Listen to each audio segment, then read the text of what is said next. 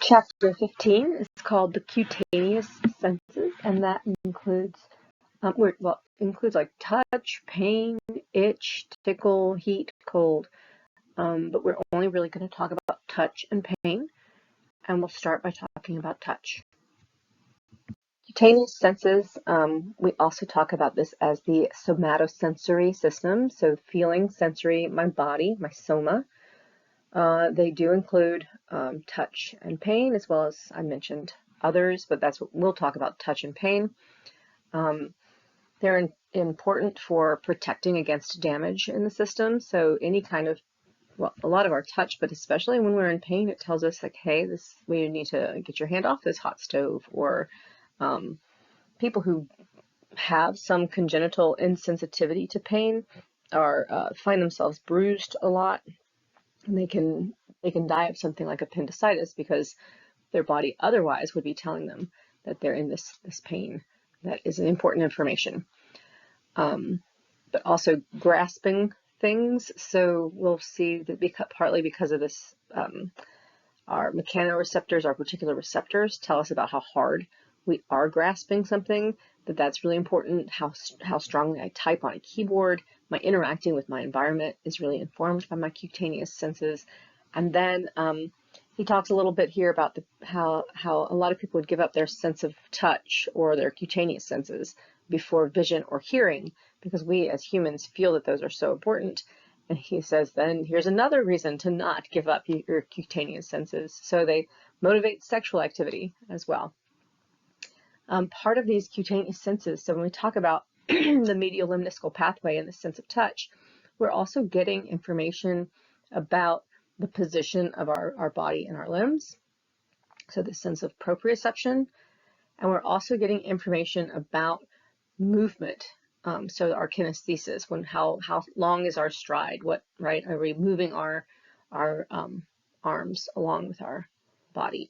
And I have here in parentheses for both of them vestibular influences, and this really seems to work with both of them, and it seems to go in both directions, where this kind of movement influences my vestibular system, but my vestibular system also influences these perceptions, if that all makes sense. So we have those semicircular canals in our inner ear, and they're telling us, so what direction is my head going, right? And if we are accelerating in a particular direction, they will tell us about that. But my movement also tells me about my vestibular system, my sense of balance. As part of the importance of touch, I have this quote. When you watch a baby touch, you're watching the development of intelligence in his or her cerebral cortex. So we explore things with our hands, and especially as we get older, we can explore things with our hands. With babies, their tongue is really sensitive, and so they'll want to put things in their mouth, because this is exploring, and this is them trying to figure out their world. I have some great research from Tiffany Field and Mary Carlson. I'm going to start with the Mary Carlson because I'd rather finish on the positive effects. So the Mary Carlson, they call this a natural experiment. I don't love the word experiment being in there because people aren't randomly assigned, and that is, to me, what an experiment means. But it is where we're not manipulating a variable, but a variable is manipulated between people. So she was comparing these children who were in these overcrowded orphanages in Romania with normally developing or typically developing children. And as this, there are lots of confounds with this, but we see that one of the things that was happening with them is, so I'm a baby, and they would just prop up my bottle, prop up another bottle, prop up another bottle, and move through, and then take the bottles down. And so they weren't really interacting with these children. And we're reading this, or Mary Carlson read this as being part of really the sense of touch. They're not touching these children either. But again, you can see by what I'm saying that I feel like it's rather confounded. Nonetheless, what they found was these children had smaller stature. they had smaller brains, they had worse cognitive and social skills, and lower IQs than normally or typically developing children.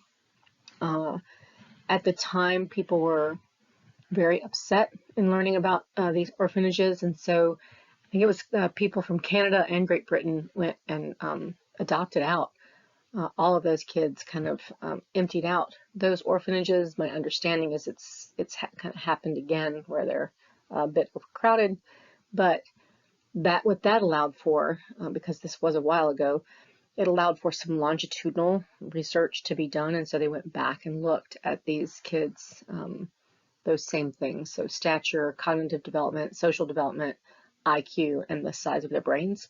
And if they were adopted before the age of 4, they looked like typically developing children.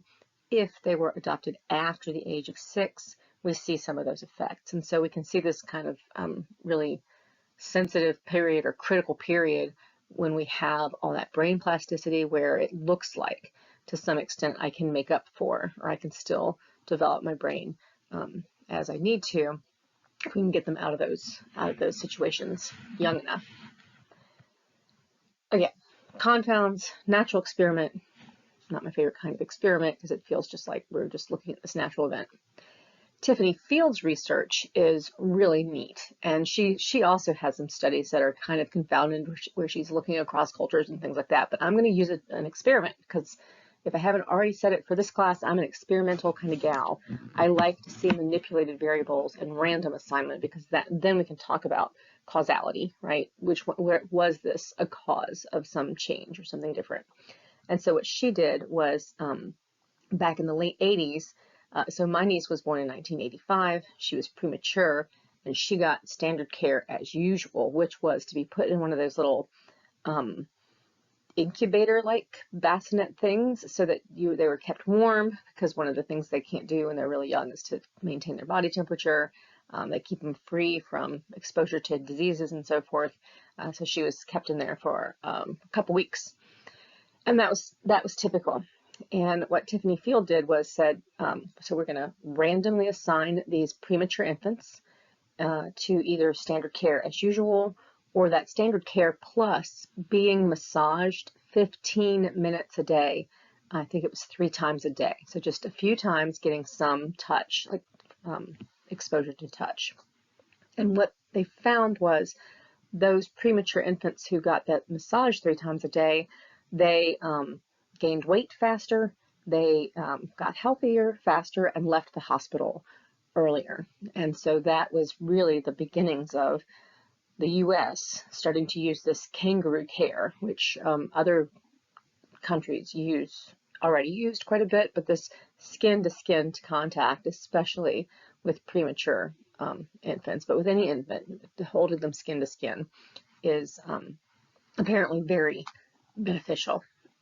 So because of the random assignment, because we could see this, they've really changed the care for premature infants. And it looks like part of what's happening when we're getting this this positive touch, this sense of somebody touching us, is that we are stimulating the vagus nerve, which stimulates the parasympathetic nervous system and allows for that digestion. So it allows, I'm not necessarily eating more food, but I'm taking the nutrients better from that food. It looks like it opens up the villi in our intestines and allows us to take in those nutrients better.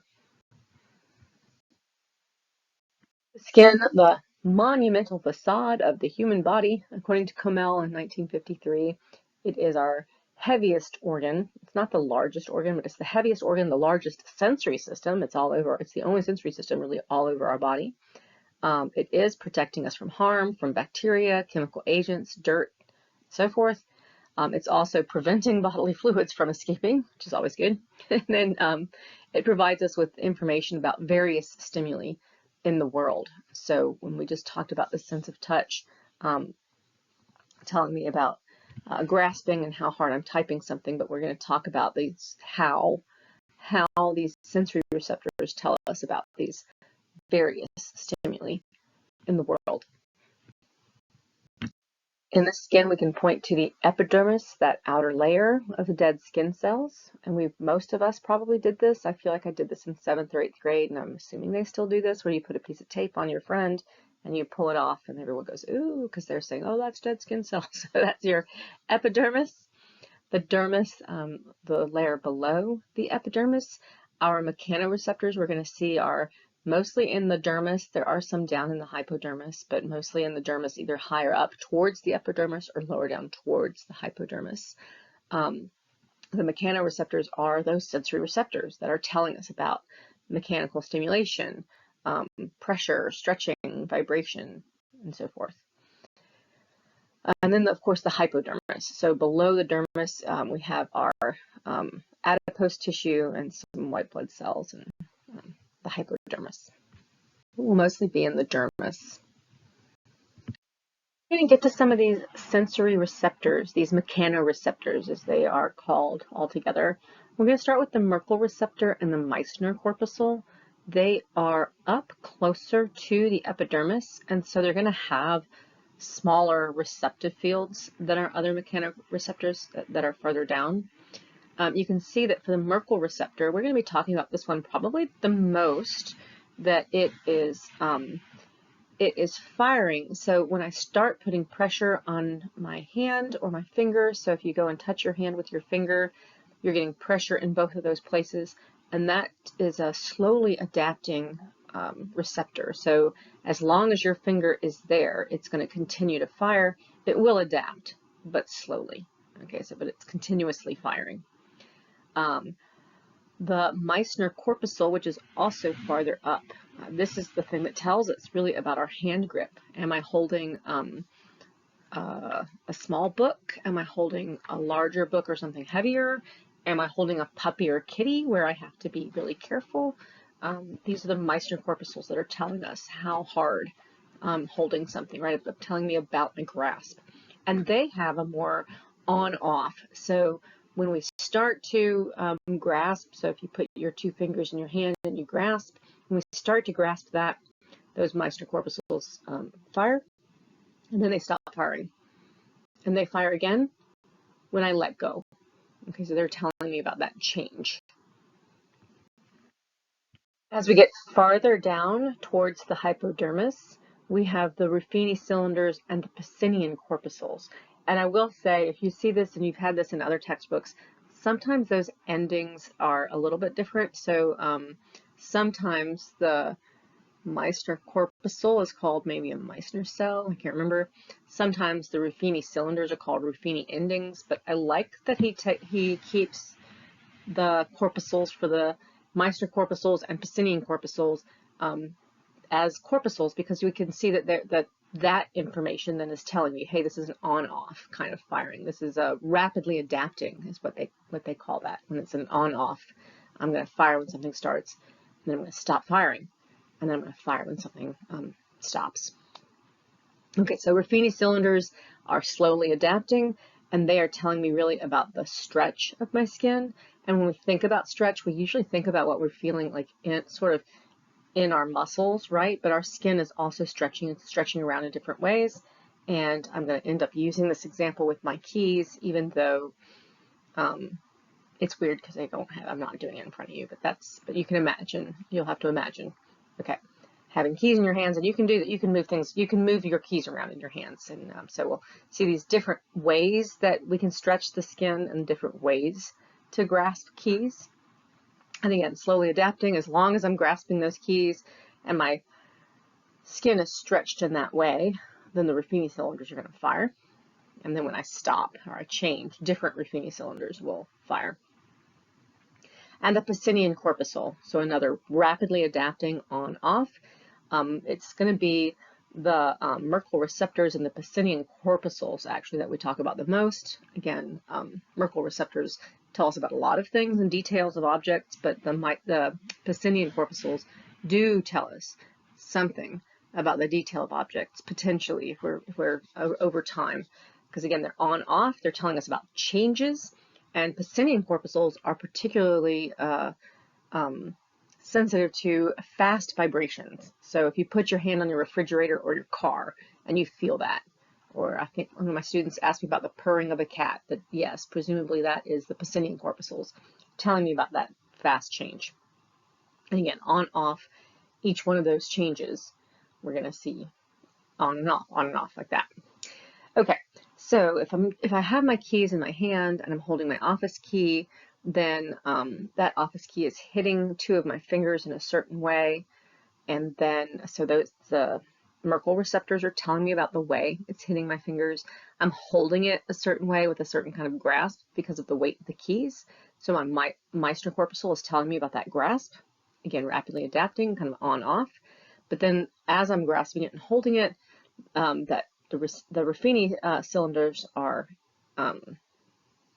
firing when I go to grasp and hold it, but they're going to continue grasping and they're going to continue firing as I grasp it and hold it because of the stretch of the skin is staying the same. And then, so if I take that and I change it to, I used to change it to my car key, but now I usually have to change it back because now I have a fob, and I do complain about that because I liked the feel of a car key. But okay, so change it to my fob. Different, right? Different Merkel receptors are firing, different areas of my finger are being touched. I have a different grasp, I have a different grip, and my skin is stretched differently. So the different grasp and grip, we're going to have the Meissner corpuscle. The Meissner corpuscles telling me about those changes, and then the Ruffini cylinders, as long as I'm holding that fob, they're going to fire certain ones. But let's go back to my office key. So now different Merkel receptors, different Meissner corpuscles as I make that change, and then the different Ruffini cylinders as I'm holding that. My skin is stretched differently, and I went back to my office key so that I could put my office in the door. And when you feel that going in the door, that would be the Pacinian corpuscles telling you about that kind of vibration, that what's happening through time there. Going through these pathways from the skin to the cortex. So if we're feeling something, we're touching something with our finger, that information is going to go through the dorsal horn of the spinal cord and up the medial meniscal pathway. You'll notice, so the other pathway that's mentioned here that we'll come back to is the spinothalamic pathway. So information about pain, if I were burning my finger, that information would cross here at the spinal cord, up the spinothalamic pathway. For the medial meniscal pathway, so you'll notice, one thing you'll notice here is if someone has a severed nerve on one side of their spinal cord, they can lose, right, the feeling of their, let's say, legs.